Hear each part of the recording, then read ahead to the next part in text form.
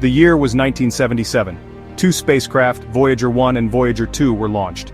Their mission was ambitious, to explore the outer reaches of our solar system and beyond. These were not just machines, they were our envoys to the cosmos, carrying humanity's curiosity to the stars. These probes were marvels of engineering, built to withstand the harshness of space.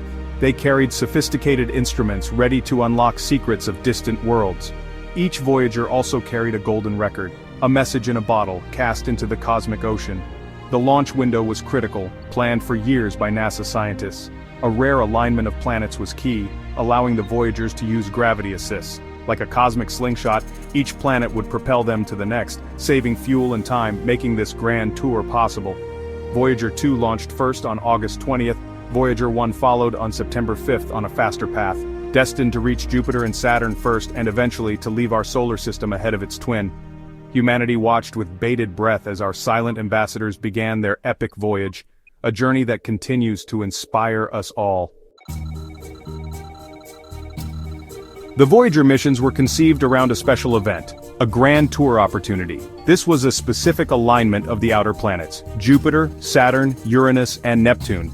It happens about once every 176 years.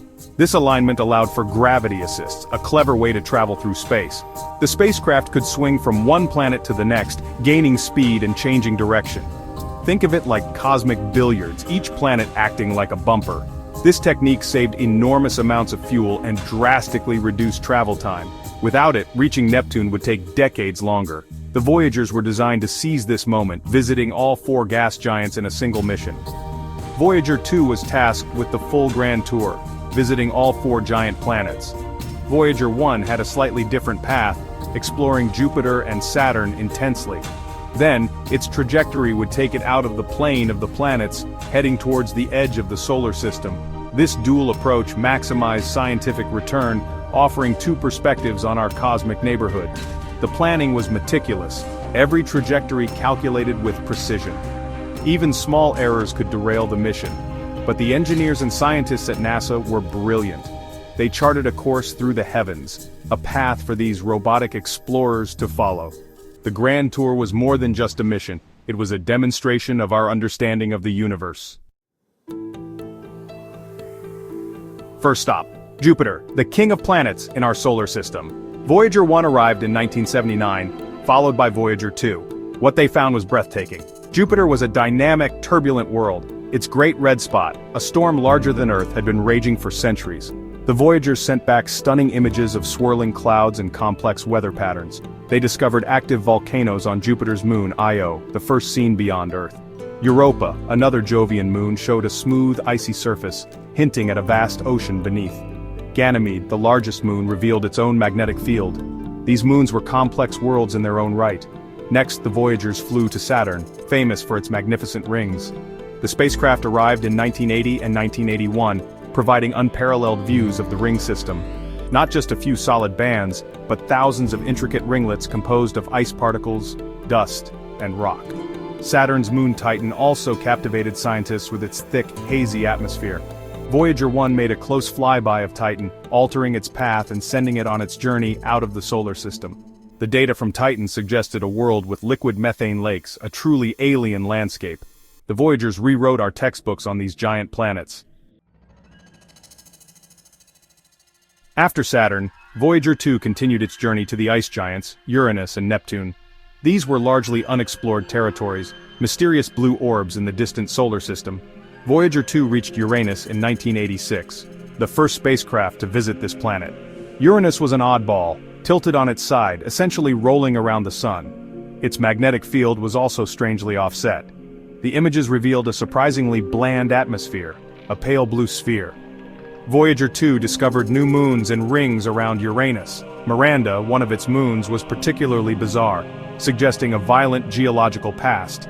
The encounter with Uranus was brief but provided a wealth of new information.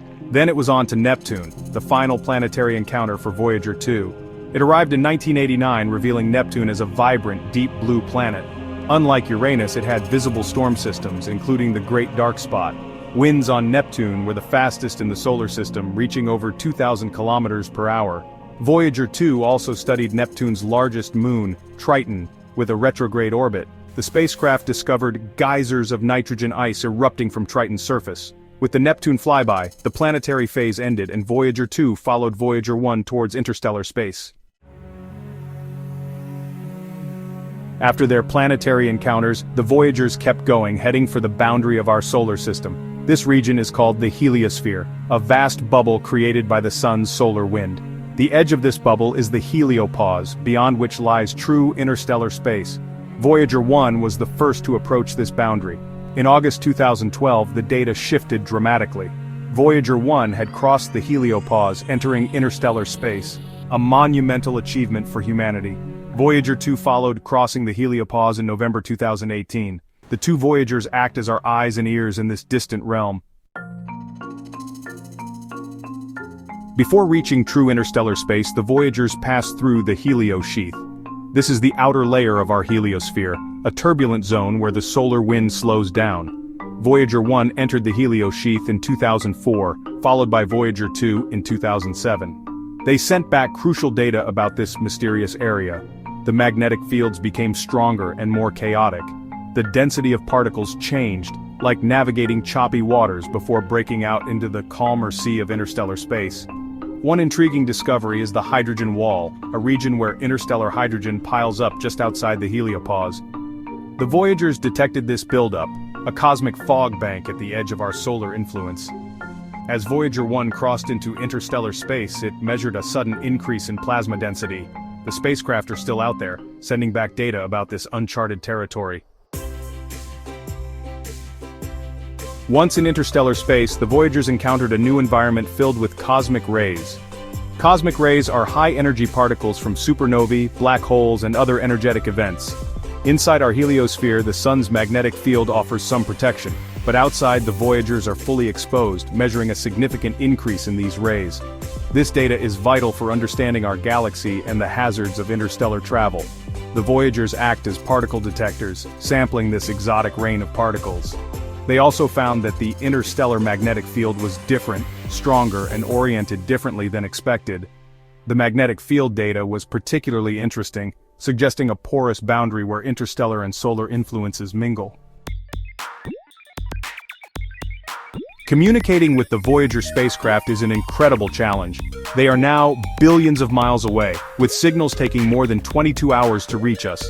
The signals from the Voyagers are incredibly faint, about 20 billion times weaker than a standard watch battery. NASA uses the Deep Space Network, a global system of giant radio antennas, to catch these faint whispers.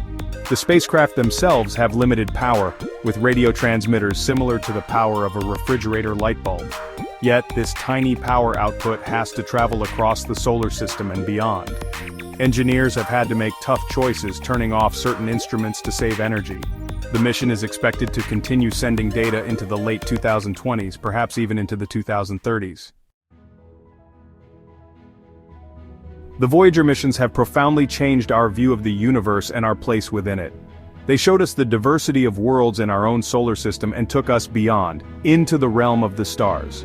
Their journey is a symbol of human curiosity, our innate desire to explore.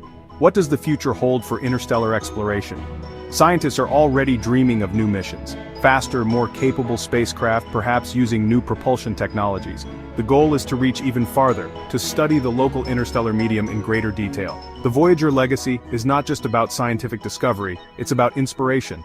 It reminds us of what we can achieve when we work together.